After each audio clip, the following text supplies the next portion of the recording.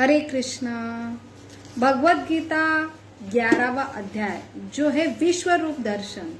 तो 11वां अध्याय प्रारंभ करने के पूर्व हम 11वां अध्याय का जो गीता महात्म्य है उसकी कथा सुनना बहुत जरूरी है। तभी हम 11वां अध्याय ये अच्छी तरह समझ पाएंगे। उसका सीरियसनेस हम जब समझते हैं तब बहुत ही ध्यानपूर्वक जो है बताया हुआ सुनकर आत्मसात कर सकते हैं। तो 11वां अध्याय जो भगवत गीता का विश्व रूप दर्शन है उसमें जो कथा है जो शिव और पार्वती के बीच में संवाद हुआ है। शिव जी पार्वती से कहते हैं, हे पार्वती आप जो है 11वां अध्याय जो विश्व रूप दर्शन जो विराट रूप दर्शन इसका महात्म्य मुझसे सुनो। तो यहाँ पे एक कथा आती है, बहुत सारे जो ग्लोरीज जो बहुत ये अध्याय के जो स्तुति पूर्व ऐसे बहुत सारा वर्णन है 11वां अध्याय के लिए और उसमें बहुत सारे कथा है और उसमें से एक कथा में अभी आपको सुनाने वाला हूँ। तो यहाँ पे शिव जी पार्वती से वो कथा सुनाने जा रहे हैं। प्रणीता नदी के तट पे मेघनकारा ये सुंदर नगरी बसी है। वहां पे सुनंदा नाम का एक बहुत ही पवित्र ब्राह्मण है जो अपने सदाचार से, अपने विद्वान से, शास्त्र के पठन से और जो भगवान का कृष्ण भक्त बहुत ही गंभीर भक्त है, साधक है। तो यह ब्राह्मण जो नित्य रूप से भगवत गीता का 11वां अध्याय जो पठन करता था, तो एक दिन ऐसे ही जो तीर्थ भ्रमण के लिए निकला और गोदावरी जो तट के पास से अलग अलग स्थान से वो भ्रमण कर रहे थे। उनके साथ ऐसे बहुत सारे लगभग 60 शिष्य थे और ये सारे ब्राह्मण भ्रमण कर रहे थे, तीर्थ यात्रा कर रहे थे। और उसमें एक विवयन मंडला ये स्थान पे, ये जगह पे वो आए। ये सुंदर छोटा सा गांव है। वहां पे रात हो गई। रात में ठहरने के लिए वहां पे वो गांव के मुखिया से उन्होंने पूछा, तो वो मुखिया ने इनको जो रहने के लिए एक धर्मशाला यहाँ पे जगह जो ये स्थान जो वहां पे उन्होंने विनंती की, ये स्थान पे आप जो है रात में रुक सकते हैं। तो रात हो गई, सबने विश्राम किया और विश्राम के बाद जब सवेरे हुई तो अहो आश्चर्य कि सवेरे ये सुनंदा के साथ के सारे ये यात्रिकुरु थे, तीर्थकिरु थे, वो वहां पे उपस्थित नहीं थे। अचानक ये कहाँ चले गए, अदृश्य हो गए। इसका बहुत ही अचंबा सुनंदा ब्राह्मण को हुआ। वो मुखिया के पास गए और उन्होंने पूछा कि मेरे जो साथ वाले यात्रिकुरु थे वो अचानक अदृश्य हुए। तो मुखिया ने बोला कि वो तो मुझे पता नहीं, लेकिन वो जैसे उन्होंने सुना कि बाकी सब अदृश्य हो गए तो उन्होंने तुरंत ये सुनंदा ब्राह्मण के पैर छुए और वो बहुत ही स्तुति करने लगा कि आप बहुत ही महान ऐसे महात्मा हो। और उन्होंने जो उनकी स्तुति की और उनको विनंती की कि आप और इस स्थान पे रुको, मेरे घर पे आज रुको और आपको वो विनंती करे कि आप कुछ दिन तक यहाँ पे रुको, मुझे आपकी सेवा करनी है। और बहुत ही हृदयपूर्वक ये मुखिया ये सुनंदा ब्राह्मण की जो दिन रात सेवा में व्यस्त हो गए। और उसके 7 दिन लगभग ये मुखिया अचानक आए और ये सुनंदा ब्राह्मण के चरण में जो चरण पकड़ के बहुत ही रोने लगे।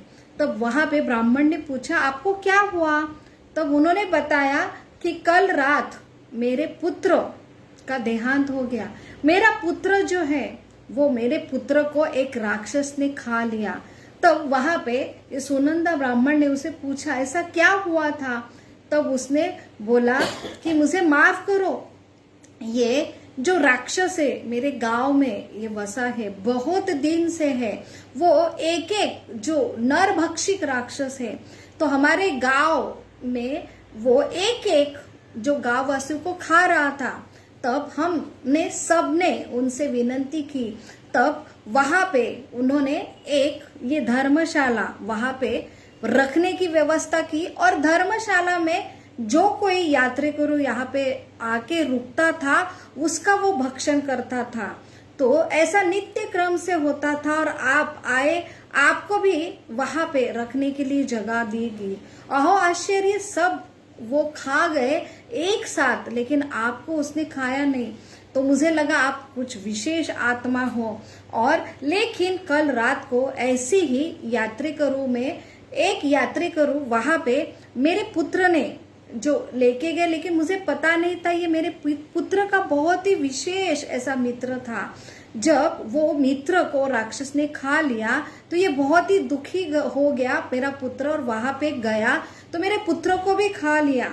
तो अभी मुझे ये मेरा प्रिय पुत्र वापस चाहिए, और मुझे पता है कि आपको उन्होंने खाया नहीं, तो आप में ऐसा कुछ विशेष है।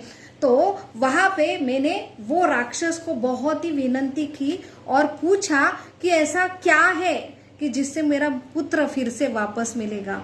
तो वहां पे उन्होंने जो मुझे फल बताया कि ऐसा कोई महात्मा है कि जिन्होंने 11वां भगवत गीता का अध्याय जो नित्य क्रम से जो पढ़ता है, उसको अगर उसके ही पुण्य से मेरी मुक्ति होने वाली है। तो ब्राह्मण ने पूछा ऐसा क्या हुआ था, वो राक्षस कैसे बना।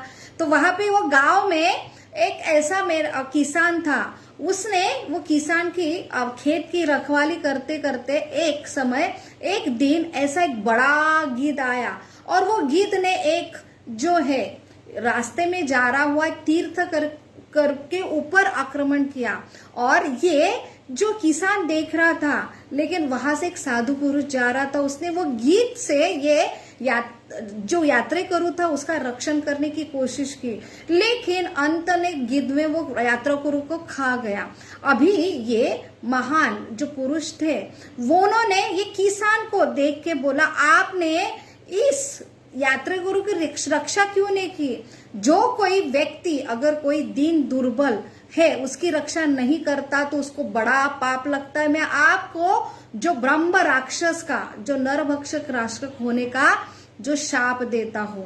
तो ये शाप उन्होंने दिया, और तब से ये राक्षस हुआ। और तब उसने बहुत विनती की, तब उसे एक उपशाप मिला कि जैसे कोई आता है जो 11वां अध्याय जो भगवत गीता का नित्य रूप से पठन करता है, तो उसके पुण्य से ही आपकी मुक्ति होगी। और जैसे यह आप महान आत्मा हो, तो वहां पे वो सुनंदा को लेके गया, वो स्थल पे उन्होंने 11वां अध्याय पढ़ा, और उसी समय जो है सारे ये राक्षस के साथ एक चतुर्भुज रूप धारण किया। और जो जितने यात्रिकरू अब तक जो उनकी हत्या हुई थी, उन्होंने सबने जो चतुर्भुज रूप धारण करे वो सारे वैकुंठ धाम में चले गए।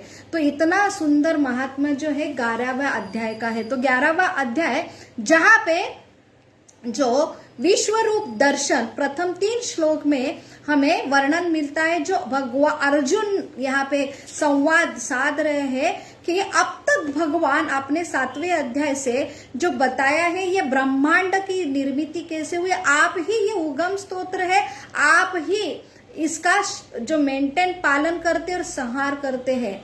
जैसे कोई जो पिता है सबको पालन करता है, लेकिन एक विशेष प्रिय पुत्र है, उसे वो पिता सब गुह्य राज बताता है। वैसे ही यहाँ पे वही भगवान ने अभी सुनाया है और अर्जुन ने वहां पे स्वीकार किया, यही परमेश्वर पुरुषोत्तम भगवान है। द्विभुज रूप में कृष्ण है, लेकिन वही ये पूरे ब्रह्मांडों को निर्मित करते स्वयं उनके भीतर रहते हैं, और ये भीतर रह के भी उनसे पृथक रहते कि उनके गोलोक वृंदावन में वो रहते हैं। तो हम हमारे सामान्य बुद्धि से समझते हैं कि हम जैसे हैं, अगर हम कुछ निर्मित करते हैं, मेंटेन करते हैं और उसमें अंदर भी उपस्थित रहते हैं तो हम बाहर अपना अस्तित्व कैसे कर सकते हैं। लेकिन ये जो है अचिंत्य है, भगवान हमारे जैसे नहीं है कि हमको हम चिंतन से भी हमका उनका जो उनका जो कार्यकलाप है वो नहीं समझ सकते। तो भगवान ने यहाँ पे 10वें अध्याय में सिर्फ 82 जो उनकी विभूतियां बताए, तो वो भगवान बोल रहे सिर्फ अंश मात्र है, और ये अंश भी काफी है ये ब्रह्मांड की निर्मित के लिए, अंदर जाके ये चलायमान करने के लिए। तो ये जो है भगवान के प्रिय भक्त अर्जुन ने तुरंत मान लिया, लेकिन ये भगवान के भक्त जो है वो इतने दयालु है कि मुझे तो समझा आप भगवान है, मुझे आपका विराट रूप देखने की जरूरत नहीं है। लेकिन ऐसे सामान्य जीव जो आपको जानते नहीं, आपसे प्रेम नहीं करते, तो ऐसे लोगों को आप ही कृष्ण ही भगवान है, वही ब्रह्मांड निर्मित करते, चलायमान करते। ये जो है कंफर्मेशन के लिए आपका विराट रूप दिखाओ।